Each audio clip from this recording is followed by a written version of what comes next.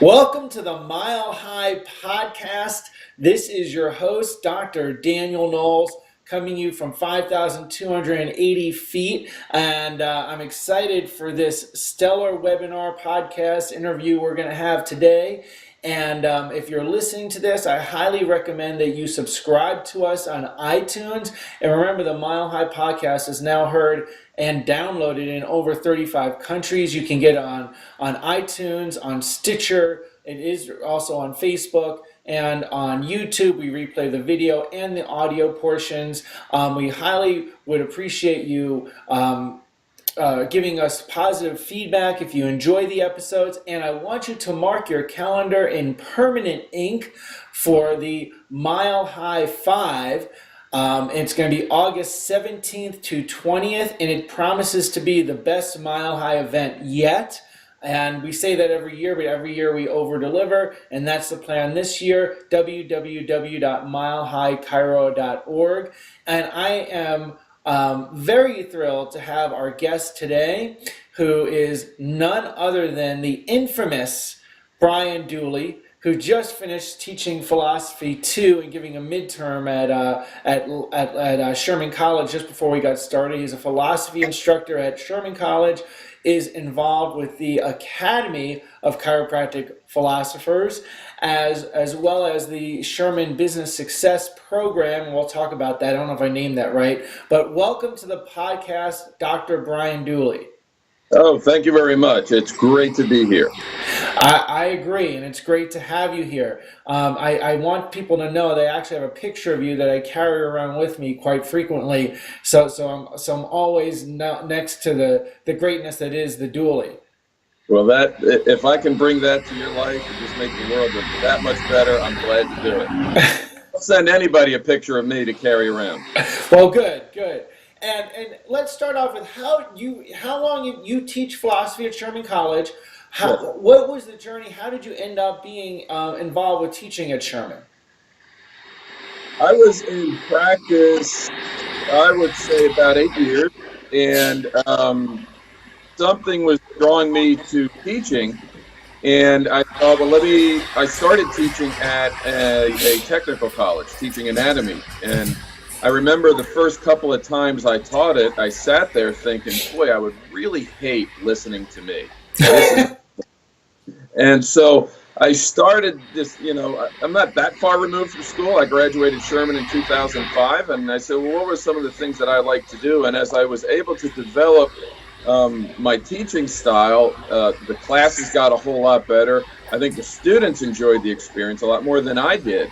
But at the time, that was just teaching anatomy lab, so doing a lot of dissections and those types of things, which is fine, but I was really starting to think I would rather talk about chiropractic. And so as I was doing that, I was lucky enough to get an offer to come to Sherman to be an assistant case doctor. So I was just here at Sherman once a week. I was not open practice-wise on Wednesdays, so I would come up and just work in the clinic. And then I was in the right place at the right time. I got a phone call from our VP of Academic Affairs, Joe D'Onofrio, asking, would you like to teach History and Philosophy 2, which is a class on the 33 principles. And I thought, absolutely. And that was about 2.5 years ago, so here I am. Well, awesome. And we're very grateful that you're there at Sherman. That's something that you hear often, is that Sherman is the center of the chiropractic universe. Someone we know has coined that phrase, I believe. Sure. So I'm quoting him, but he shall go nameless at the moment. And that being the case, which is people say, well, Sherman is known for its philosophy, and I often speak to students at other schools, doctors in the field, and I don't think people realize how well the philosophy is taught at Sherman, because it really is outstanding. Let's just start off real quickly, and that's why I wanted to have you on, is to highlight the Sherman Philosophy Department, because I think it's vital to the profession at the moment. Tell people what specifically you teach. I teach philosophy classes. I teach Philosophy 2, which is a 36-hour or 3 classes a week for an hour on just the principles, just on the 33 principles. That's Philosophy 2. I also teach chiropractic history, so we have that 2 hours a week so that the students can understand why we are where we are. A lot of times well, why do we have to do this in education? Why do we have to do that in education? And I can easily tell them, here's why if we look at it historically. And then to show how our philosophy that we have versus straight chiropractic versus mixing chiropractic, the stuff that we're dealing with today is really no different than it has been since DD started to teach, or at least since the second school opened up, because right away there was a divergence in the philosophy. So let's see, other philosophical classes, that's it. So I also teach patient education would be a philosophy class. So how then can we take the philosophy? It's great to know the principles, but can we use them in practice when we're talking to our patients? So hopefully our goal here at Sherman is to take the philosophy and make it more than a class, but make it the rules that are governing their life. For me, if I have a strong philosophy that's focused, that's my buoys. I can keep my boat in between the buoys and not worry about the rocks. If it fulfills my philosophy, I do it. If it doesn't, I don't. And that makes life way easier for me. So that's what we're trying to teach the students. And you teach philosophy too, which is one of my favorite classes. When I was at Sherman, I had that with David Koch. And at the time, one of the quotes, well, recently, one of the quotes he said, he had his book that he rewrote of the 33 principles. He put in it, the philosophy only lives within the practices that it is being expressed, and that's putting it into practice is what's vital. It's one thing if it's a book in a classroom, but you have to utilize it, and the public needs to, because it completely changes their relationship to their body and their health and their choices if they have a better understanding. Because it's not just for us; it's for our patients also, most certainly. Yeah, and that was the big thing that I've noticed lately, and a couple of interesting stories. I was on a mission trip to Haiti back early part of the quarter, and sitting with the students from other schools, and it really wouldn't have mattered if there were Sherman schools in the room or not. But all I heard the whole time, principal chiropractor, and you hear that word a lot. Yeah. But what does that mean? So even, so I know what the straights are going to say, but even the most mixery of mixers have a set of principles. It doesn't make them bad people. They have a set of laws that they're going by, and we have a set of laws that we're going by. And so I asked the students, who's going to be a principal chiropractor? And they all raised their hand. And I said, great, what does that mean? And then a student said, well, to uphold the principle. I said, okay, what does that mean? And so that was where we had an interesting discussion. And then, because it dawned on me, even that I teach them and I can talk about any of the principles, I don't have them memorized yet. And so, but what if as a profession, we had these things so memorized that as soon as something came up in the world, we could run it through that filter in the blink of an eye and say it is or it isn't chiropractic. And so that was sort of my challenge to them. In school, you may have heard that there's a complaint that we do too many things that are quote unquote medical. And I teach the case history class, and that was a question I always got the first or second day of class was, if we're the straight school, why are we doing these medical procedures such as diagnosing and this and that and the other? And I said, well, let's talk about, and I was driving up to school one day and I said, holy cow, that's totally principle 26. So principle 26 says cycle of life, universal forces are destructive, innate, or constructive with regards to structural matter. So I said, well, let's look at that a little bit. Is there something on that case history form, where I ask them what causes the subluxation, lack of adaptation to the 3 T's, thoughts, traumas, toxins? Is there something on that form that talks about thoughts? Yes. Something that talks about traumas? Yes. And toxins? Yes. So I said, instead of looking at it as diagnosing conditions, can't we run it through the lens of philosophy and say, what we're actually finding are universal forces that person has had to adapt to their entire life. So Mr. and Mrs. Patient, why you need to come to me 3 times a week, 2 times a week, whatever it is because here is all the stuff that you've had specifically.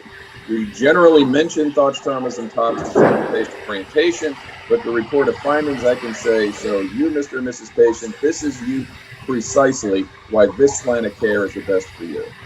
And start looking at it that way, because then it's really no different than taking x-rays, doing palpation, doing range of motion, which other professions also use. but how do we use it chiropractically?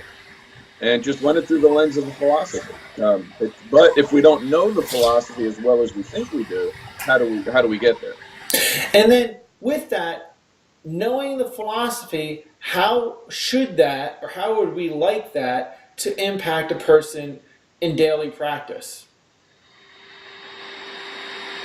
Show them that there's, why do people come to the office? They come because something hurts. But it's you. That's why they're there. But it's really not why they're there. They've probably had that pain going on for quite some time. It's interrupting their life, and that's why they're there. How many people have had a nagging pain that have done nothing about it? But it's when it really starts to impact our life, and we can start asking them questions of how it impacts their life. And then we can go back to these different things, whether we call it sciatica, cancer, whatever you want to call it. That is a force that they have to deal with. And so, hey, Mr. and Ms. Patient, do you think it's important to keep your body adapting to all these things? Now we take it out of the realm of it's just symptom only towards, hey, you got all these things going on that's coming at you because of life. Maybe it's due to choices they made. Maybe they're just unlucky, whatever it is. And then it's not about per se getting them well, at least symptomatically, because then there's limitations of matter. There's 24. So people don't always get, quote unquote, asymptomatic. But we keep it out of the symptomatic realm. Then to me, the logic is there for the patient. Hey, I got to keep using this chiropractic care. It's not an alternative or a complement to medicine, because that would mean we were going after the same thing. It's its own thing that keeps them functioning as well as possible with whatever choices they want to make in their life. Right. And I think for the practitioner, the stronger you are in the philosophy of chiropractic, or the deeper you understand, it gives you a bedrock of certainty in your communication, versus that you can go in so many directions when you're caring for a person, that it may all be wonderful things to care for them, but may not be the direction that really is a chiropractic application towards their health and well-being. So now, Sure. if people, I want to ask you this, and do you have a favorite chiropractic philosophy book or text? I'll be honest, I love the chiropractic textbook. I think that's where it starts. I think the hardest part about our philosophy is that just the way that BJ wrote, I'm not saying he didn't think it out, he just wrote everything he was thinking. So it's not like he defined it and said, all right, this is really what I think it is. So I like the textbook as a start. Now, that being said, the textbook itself can be confusing. Just talking about, a great philosophical concept, maybe for another podcast, would be his universal God. And some pages he says it is, some pages he says it isn't.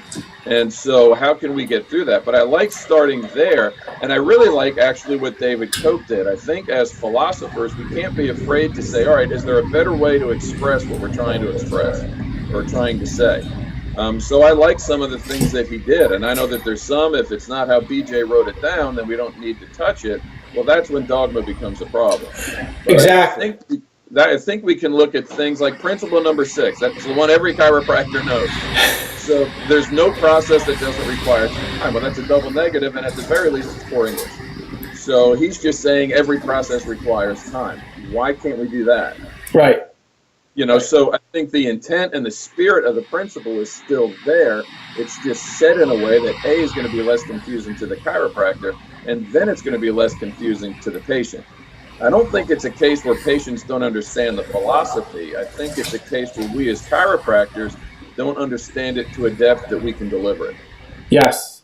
And there's an area that philosophy is not something just in a textbook, but there's discourse, exchange, conversation. And that's where you have philosophical growth, which is a lot of the stuff Simon Senzon is bringing to philosophy right now, is having, thinking. Philosophy is not just reciting, it's thinking, right? Sure, exactly. Just because you memorize the 33 principles doesn't mean you understand them, or you can think of them or apply them in life, or in practice, or with your patient that's sitting there in front of you. And that's where growth comes. Now, also, with that, let's go back to that I'm a principled chiropractor, right? Which we hear so often, and it gets thrown around with lots of different meanings. Like, what is the chiropractic principle? Well, that's an interesting question. I was just up at New Beginnings, and that was the first time I'd spoken at a place like that, and that's what I asked them. And I asked them the same thing: "Who's the principal chiropractor? Let me hear you." Hey, what does that mean? Crickets. Yeah. Who knows the principles? And of course, from the back of the room, it always happens. I know number 6, and so that's great. But then this one chiropractor said, "Well, it's rejoining man the physical with man the spiritual." And so my question to him then was, but does a priest do that or a pastor do that? And he said, well, not like we do. I said, right, but it's the same sort of thing. I said, that's a result. For me, in order to find out what the principle is, one of the best parts about teaching here is Dr. Gilardi will still come and speak. And he likes to speak to my classes, so that's fantastic. That's awesome. He had a great PowerPoint where he talked about as a separate and distinct profession, we have to have a central area of interest. And so if we look at, if it's just musculoskeletal or neuromuscular issues, are there other professions that deal with those? Doesn't make it good or bad or one better than the other, but there are other professions that deal with those. So what is it that we deal with? And his point was it's the vertebral subluxation. So that's what makes us chiropractic, and then that vertebral subluxation, to me, would be the principle. So then our philosophy, science, and art ought to ask questions about it. What's the best way to locate, analyze, and correct it? And then can we get artistic in that delivery? So we can even, if we know the science, that's great. If we don't practice, how good will we be? And so for me, the principle of chiropractic is the vertebral subluxation. And then to extend it would be the location and analysis of it and correction. Excellent. And one of my favorite books, kind of a number of them that really spur my mind, and I don't have an ACP degree or any of the other degrees. I haven't done that. I just really love reading chiropractic and talking about chiropractic. But The Triumph of Life is one of my all-time favorites, and I know it is for many people. In that last paragraph, and I wish I had it handy right here, I don't. The last paragraph of it, it has, you finding it there? Hang on a second. Let me see if I have it. All right. Well, I'll just say, in the last paragraph of it, Reggie has a phrase that said, there you go. By the way, this is important. You can get that now, because thankfully that was reprinted. You can get it from the Sherman bookstore. I buy that, and I give it to new hires, my new CAs. And I tell them, I want you to read this first, so they can have an understanding. And I know it's in depth, and it's a little bit more heady than they want, but I think it's a great starting point. Maybe better than giving them Stevenson's, because that's a lot for a CA per se, It's a good starting point of conversation. But the very last paragraph, he says, and I'm going to paraphrase, you have it there, but something about 100% health and 100% intelligence, 100% force, and that is the chiropractic principle. Right. He says dis-ease, disharmony, or disorder, emphasis on the hyphens, are all one and the same thing. They are but the functional manifestations of a single fact. The triune of life has been violated. The intelligence is unable to express 100% through the matter because the link between them, the vital force, has been interrupted. Unless and until the triune of life is restored to its natural perfection, life must, of necessity, be diminished. This is the principle of chiropractic. What do you think of that? I love it. Simple. It's beautiful, it's elegant, and it's easy. So we don't have to overthink it. Right. And that's basically why people come to us, is because they're subluxated, because the triune's been violated. Exactly. And all we want to do is restore the triune. And I say all we want to do, but look how massive that is when you do it. Exactly. It's a big task. It's a big calling, right? So it's not another thing. Now with that, let's talk a little bit, and I really highly recommend people call the Sherman bookstore. I'll actually put the phone number in the blog notes that go along with this, because if you have never read The Triumph of Life, that is a great place to start. It's a short read, Yeah, but it's really good. it is. It's 54 pages, and they're not even full pages. Read the And book. it's even in Spanish now there, so it's got both. You got both there, so that's great. So with that, what do you think what's going to take chiropractic to the next level from where we are now? I really think it's coming to a point where we no longer have the principles as just a class. We have to live by them. And it's when I was at school, and maybe this was just how I received the information, it was us or medicine, or this or that. It was good or bad is really what it was. But it's not. For me, what the principles have held to is it is or it isn't. And so if it fulfills this, and even with Reggie's, so he's talking about the triune of life, but then as a separate and distinct, because I could have a broken bone that disrupts the triune of life. Right. That doesn't mean that it's my area of interest. And that's where I think this, so what I do as a separate profession is look for this thing called the vertebral subluxation, because even if it was a broken bone that some other profession super more qualified than me to take care of has to be used, that's still a universal force the body has to adapt to. So what better way to do that and to heal than to be unsubluxated? And so I think for us, it's again learning these principles, not that it's dogmatic in it, but it's the rules of life. My wife and my son, we just went and saw Dr. Strange last week. Oh. The whole beginning of the movie was chiropractic philosophy. My wife's not a chiropractor, and she's elbowing me in the ribs the whole time. That's what you've been saying. That's what you've been saying. I said, I know. The rest of the world knows the principles. They just haven't been revealed to them, maybe, to where we can use that and say, this is why it's so important to get your spine checked, because this is how the universe works. Right. And here's how we can adapt to these things in the universe. And so Right. It's getting back to understanding these principles. That's why I don't even like to call them the chiropractic principles, because there's, maybe 3 of them that actually deal with what we would do chiropractically. But it's the whole universe. Right.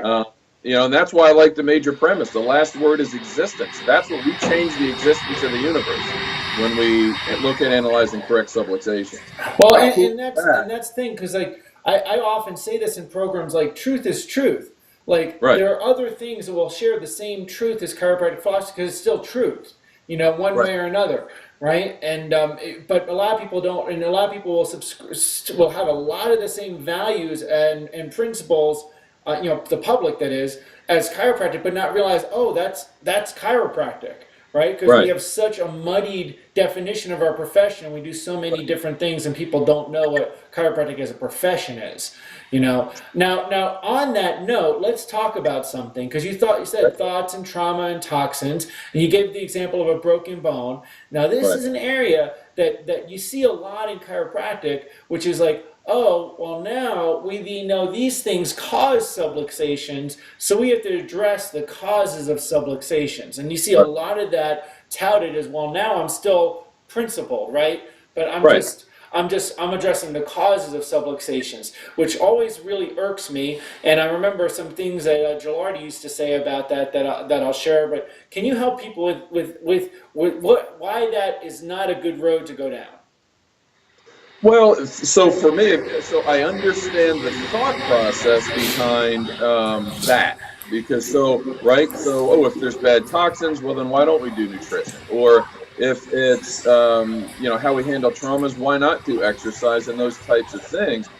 My thought would be, but how good of a chiropractic? Because then when does it stop? Is it I want to change, or I want to correct the causes of subluxation, or is it I want to make some money doing it?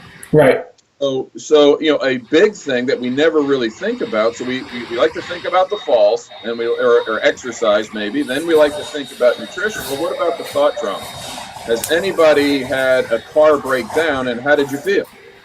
So we feel all tensed up. Well, that's something our body's got to adapt to. So then, are we going to have a mechanic wing next to the shop? Because thoughts, traumas, and toxins. One word is stressors, and the stress could be good or bad. How many people have been having just a super day? Hey, I got that promotion, and then you get a speeding ticket on the way home. because even eustress, the good stress, can blind us to what's going on around us. And it's something that we have to adjust to and adapt to, or else we can get subluxated, even with the good stuff.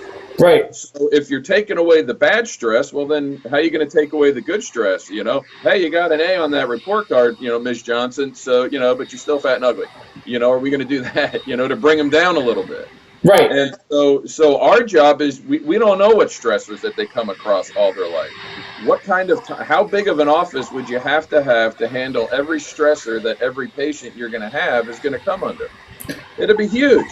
And how good could we be at this point? But I can get really, really good, really, really focused that no matter what's going on in your life, because I can't control whether they get divorced or not. I can't control whether they get into a car wreck. I can't even control whether or not they use the supplements that I might recommend that they use. But what I can control is that if they're in my office, I can locate, analyze, and correct that subluxation so that whatever universal force they come across, they'll be able to adapt to it as well as possible. That makes my life real easy. I also know nutrition's important. I mean, for me personally, I've lost 40 pounds since June 27th. Awesome. Thank you. And the way that I did it, I ate right, I exercised, and all along I've been getting my spine checked. But when I needed a workout regimen, I didn't go to my chiropractor for it. I wanted to get the best person I knew, so I found a specialist as far as a trainer saying, this is what I need, and I got a great program. I needed, in fact, I asked the trainer, I said, what did he know about nutrition? And he gave me something to look at, but I didn't go through him because he's not a nutritional expert. Then I got online and found somebody that I could use and all right, and then now train me even better. I want the specialist. I don't want Walmart that's taking care of my body. Right. I want somebody who's as good as they could possibly be at that one thing, and when I need something else, I'll go to that person. Well, exactly. Yeah. And here's the thing, is that, sure, there's lots of things that impact the body negatively and, you know, will increase person getting subluxated. If you start saying, I'm going to address the causes of subluxation, where does it end? How many services would you have to provide, and how much of a jack of all trades would you have to be? Because it could go on forever. And Tom Girardi, one of the things he said, I remember in class and lectures from him, was that, well, then we need to start like doing seatbelt education, right? So we're going to start teaching people how to put seatbelts on, because if they don't do that right, that might cause subluxations. You know, so... But wait, there may not be a lot of money in teaching seatbelt education, so that may not be the first one. Well, and that's it. So let's put it to you this way. If you couldn't make money off of it, would you still have it in your office as a chiropractor? Right. You know, and that's, you know, and I'm fine with making money. I get it. You know, I try to tell the students, you know, if they want, or, you know, the one thing I don't like is subluxation focused or subluxation centered practice, chiropractic. To me, it's chiropractic. So it's subluxation and then there's the deal. And it's just is or isn't. But, you know, when they want to add something, I said, at least do us the courtesy of putting chiropractic and fill in the blank on the sign. You know, I still don't think, you know, we can't be as good as we can unless we just focus on the one thing. And there's nothing wrong with that. There's a great movie called Jiro Dreams of Sushi. And it's a documentary. You got to read it because it's Japanese, but it's subtitled in English. And just read it and then ask yourself, how might this apply to a chiropractic office? That's what I have. That's the first assignment the students have. And what it basically does, this is a guy that makes sushi in a Subway. He has 10 chairs in his restaurant, and he gets $300 a plate for it. Wow. He doesn't do appetizers. He doesn't do dessert. He doesn't do any of that stuff. He just says, I only pick this because this is what I want to be the best at. I can't be the best at it, even though if I have something else that I'm working on. You see in so many things, and you use the word specialist, which is that I remember taking my car to a place that was a foreign car shop in the area that imports. All they did was work on imports. And I was there one day, and I was really happy with the service. They do a great job. And I had a VW Passat. This was like a decade ago. And my wife had, I don't know, a Dodge or something, right? And I said, I'm having a problem with my Dodge. You know, can I bring it in here? Because I like the people. I didn't want to go to a different place, right? And he just looked at me and said, you know, we just do imports. You have to specialize. That's all we do, you know? Not that he couldn't probably fix the simple thing, but we focus on this one area, and we're good Right. at Yeah. I mean, there's nothing wrong with being a specialist. it. There In just fact, isn't. it tends to be that specialists get paid more. Yeah. Oh my gosh, my son, when he was just born, he had an issue where he had to go see a pediatric urologist. And in our neck of the woods, the closest somebody was Charlotte, which was 2.5 hours from us. This guy would come down like once a month to Greenville. So I take my son to him. As soon as he walked in, I was like, I'm paying this guy a whole lot more money than I pay my GP. Right. Because the guy wasn't exactly wearing Docker's khakis. You know what I mean? Right. And so yeah, I mean, you do get paid more. Again, like the whole Giro example, all this guy does is make sushi. He seats 10 people at a time, and he gets $300 every time he does it. Right. So we can command that, but we can only command that when we're delivering the goods. Yes. If we stay within our lanes philosophically, then we have no other choice but then to be super, super good at this focused thing. I mean, the other way to look at it, look at the bow of a ship. You want a bow of a ship to get through the water with an angled bow, which would be a real sharp focus, or how fast is it going to get through when you're going through and it's just a flat end? Right, and think about this. The last time I checked, there is no shortage of people with distorted spines, Right. But there is a shortage of people that are highly skilled at adjusting subluxations. Sure. and analyzing for them and assessing a person's spine. The ACP program, that's another Yes. program that you're highly involved with. Tell people what that is. This started in 2007, was the brainchild of Dr. Bill Decken, and it was a way to get people deeper into the philosophy. The hard part about the education, I think the students like the philosophy, they understand it, but then they've got these classes that they have to take, and so they have to put all their concentration into that. So it gets put on the back shelf at best case, if not completely forgotten. So, they have to pass a 108-hour neuro course or a 108-hour anatomy course, or a 48 or a 60-hour some other course. So they don't get to use that philosophy in their education as much as I think anybody would like. So what the ACP does is says, well, let's come home to the philosophy. Let's sit down and talk about the principles. Let's talk about the normal complete cycle. Let's show how the idea of vitalism isn't specific to chiropractic or DD or BJ. It's been around. The greatest of the philosophers talk about it. So it's an opportunity to get back into the philosophy, not just purely chiropractic, but philosophy in general. And you can use it as the first year for your philosophy diplomate through Rob Sinnott's group. And so it's a great introduction to just say, hey, let me get deeper into the philosophy and really return home. I had the opportunity to go to the first one in 2007, and so now I teach it with the principles. And so we would come anywhere, just for people that say, hey, I want to get deeper into the philosophy and just, I guess admit to ourselves, and I'm the same, that I don't know it as well as I could. I don't think philosophy is an event. It's a process. And so it's always going to be evolving. And so every time I teach a philosophy 2 class, each class I get something new out of it, because the students teach me, I think, as much as I teach them with the questions that they ask.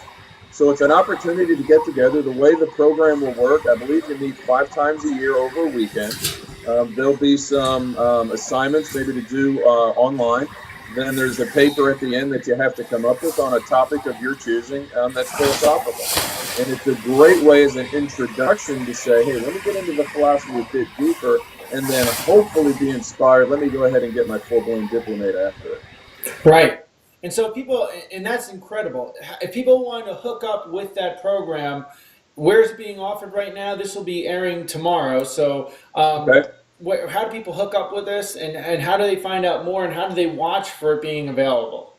The best way is to go to the website, www.sherman.edu. In there, you click the Continuing Education tab, and you'll see a tab under that will say Academy of Chiropractic Philosophers.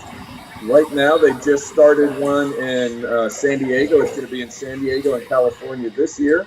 We're looking to add hopefully another one. I know people asked yesterday about Colorado. Ideally, if we can get at least 20 people, you get 20 people, we're coming.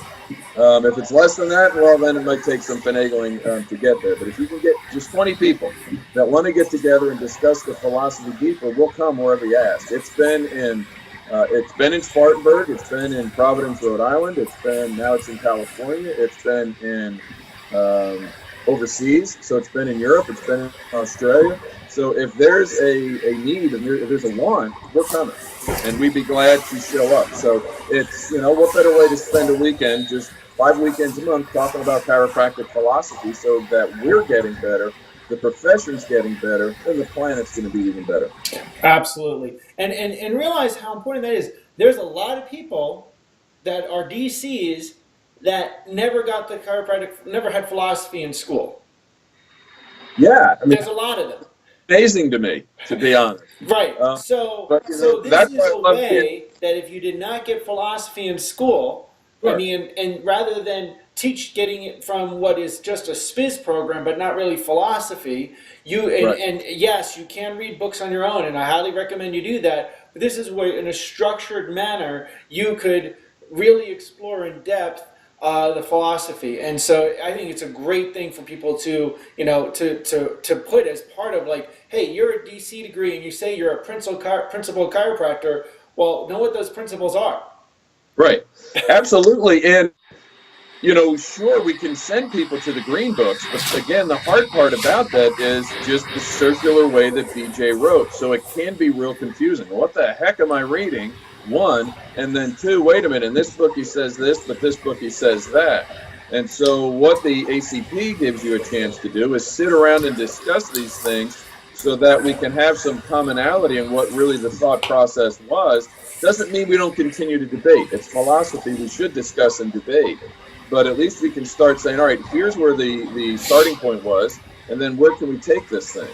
BJ passed in 1961. Well, the philosophy didn't stop with him. We got to be able to pick up the ball. Now it's our turn, pick up the ball and move it forward. But we have to sit around and talk about it. If I know if I memorize the green books, what good does it do if I don't tell anybody else about it? Right. That's what but you're right. And some of the best philosophical people these days went to schools that weren't Sherman when they do find the philosophy, because they're so thirsty about it. To a degree, because they get it so much at Sherman. I'm like, gosh, I love that you guys get it, but please be thirsty about it. Right. Because you don't understand what a lot of other people don't. And so it's for everybody that wants to learn a bit. What is this thing about the philosophy? And I would say just take your preconceived notions, stick them on a shelf, and just listen. And then I'm not saying get rid of it. I'm not trying to change your mind on anything, but say, hey, this is what we think and feel philosophy is, or a chiropractic is, from a philosophical setting, and how can we bring that to people? If we had more people that were chiropractically, philosophically strong, then we'll gain cultural authority. We've done different things for almost 100 hours since chiropractic's been around. We've added different things to the profession, and we don't have cultural authority yet. So doing it that way just hasn't worked. Yeah. So let's get more focused on what chiropractic is, and I think we can take off, because the public's thirsty for it. They want what we have to sell. We just don't know what it is. Yeah, they're getting what they think. They're working on getting things like, with the concepts of what we offer, from things that don't deliver it. Right. Yes, sure. Right? So, like, healing from within, and they're, getting it from buying a soda that advertises it helps you heal from within. Right. Sure. And I mean, the public gets it. The public understands that our healthcare system doesn't work. But we haven't been able to come in there and say, this is why chiropractic's the most viable option, because as a profession, we're really coming at it from a neuromuscular or musculoskeletal condition based thing. Right. So it's really no different than what medicine's doing.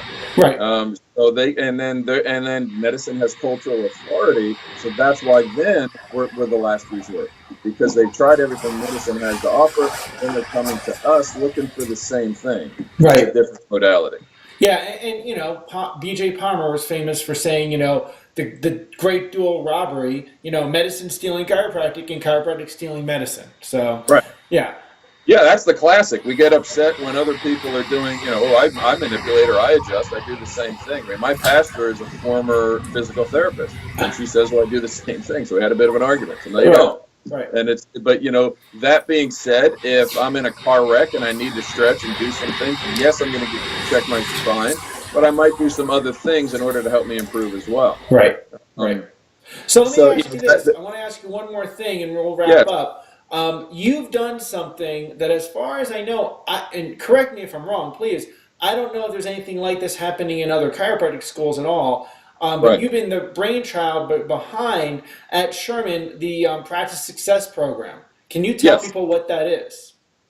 Well, everybody that's listening to this at some point got the survey from NYCC that said, well, what did you think about your chiropractic education type of thing? And every one of us just about, what could you get more? Well, we could get more business type stuff. In defense of chiropractic school, our jobs to teach you to be a chiropractor. But the reality is, when they're on the table, that's when that's when I'm a chiropractor. As soon as they get off the table, now I'm an entrepreneur and a businessman of how I can get that person back on the table and have them bring in other people. So what we've done at Sherman, we've tried to alleviate that. Our chiropractic student government wanted something else the first day of the quarter. They didn't like syllabus day because it's come in, you got your syllabus and you left. So, and especially nowadays that the syllabi can be put online, you don't even have to come in to get it. So what's the purpose of the day? So they wanted something different. So what we've done is we've aligned with TLC for super teams, and what we do is they get it's seminar day. They come for the first 4 hours of the day. They're going to sit with a TLC coach and at some get some aspect of practice management from the business side of stuff. So they'll get 4 hours there, and then they'll have the opportunity either in the afternoon or the morning, depending on when they go. They have workshops that they can take where we'll bring in other folks. Maybe it's an accountant, maybe it's a lawyer, maybe it's a banker. So aspects as they're building or thinking about their practice, here are some of the things you can think about that people don't think about. So my goal for this is that they know exactly what they want to do. They'll have a manual when they get out that, hey, if I need an accountant, here are the things I need to ask. If I need a lawyer, here are the things that I need them to do. And then to the point that here's my front desk procedures, here's everything. So it's taking the chiropractic side of it, I think we do really well. And then it's just building these business principles where bringing other people said, hey, here's how I did it. And here's the beauty about chiropractic is it's different, it's fluid. You practice different than I do, and we both get people well. And so I think that works business model wise as well. So if I don't maybe I like your office, I don't like how the person down the street does it, both of them can be certainly viable. So come in and see how other people do it. We had somebody come in talking about corporate chiropractic, which the students had no idea was a viable option, where they could just take a table into a manufacturing plant, for instance, and adjust the workers there versus having the overhead of their own office. And that's one option. So just depending on what it could be. So we bring in anybody that we can think of that we think could help the student develop with more certainty their model. When I got out of school, I knew I wanted to practice chiropractic. I had no idea how to do it. And so I associated with somebody. And it was great because the associate says, I want you to check and adjust. And I did that, and I got really, really good seeing a lot of people. But then when it was time for my own office, I had no idea what to do because there was no training in that side of it. Right. And there's the thing, that you said that. It's amazing. You mean we should get accounting advice from a chiropractor? We should get accounting advice from an accountant instead of a DC that's novel. Or legal advice from a lawyer instead of another chiropractor. I think that's brilliant. Yeah.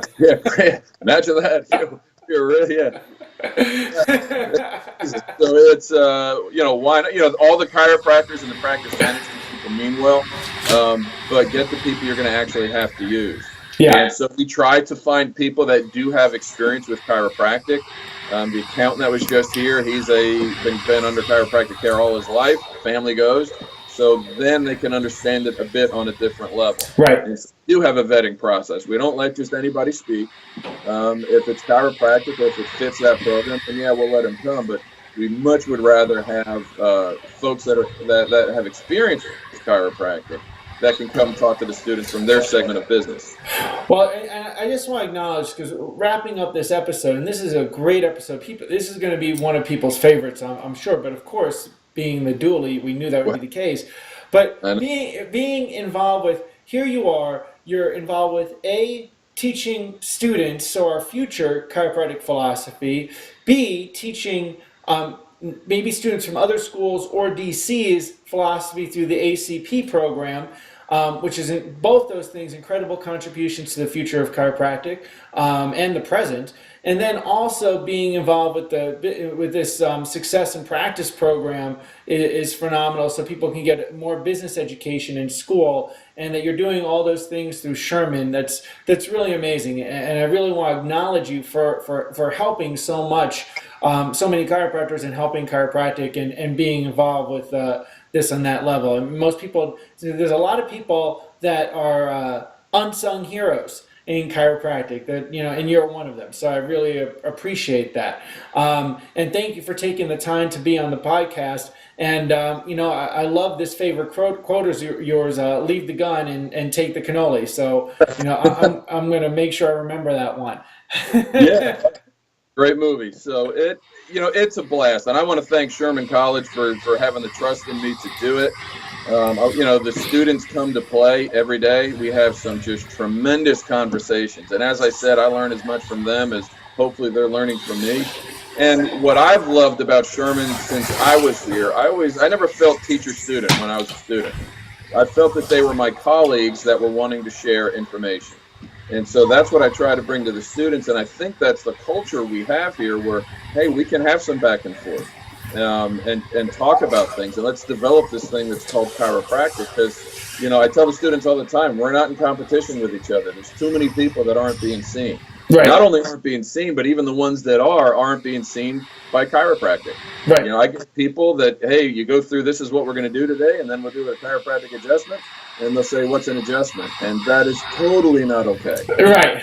Totally not okay. And so, we just want people to love chiropractic for what it is. Right. Because I believe it's truth, and it's what's going to make the universe better. And so, yeah, I fully believe so. I appreciate you for having me on.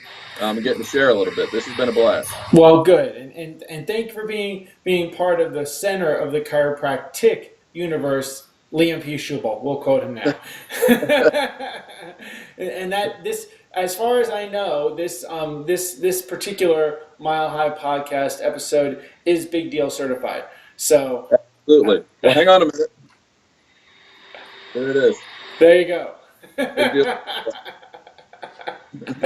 So, thanks for being on the podcast. Remember, if you're listening to the podcast, subscribe so you do not miss an episode. Please leave feedback on iTunes.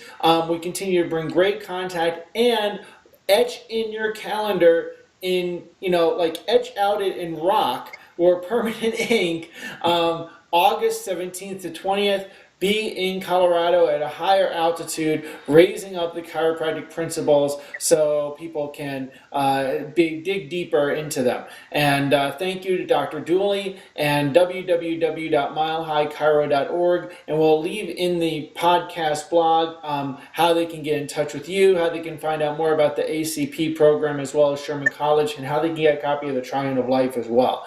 So beautiful. Thank you for everything you do. And have a great day serving at Sherman. Thank you. Take it easy. Like our page on Facebook, www.facebook.com/Mile High Chiro.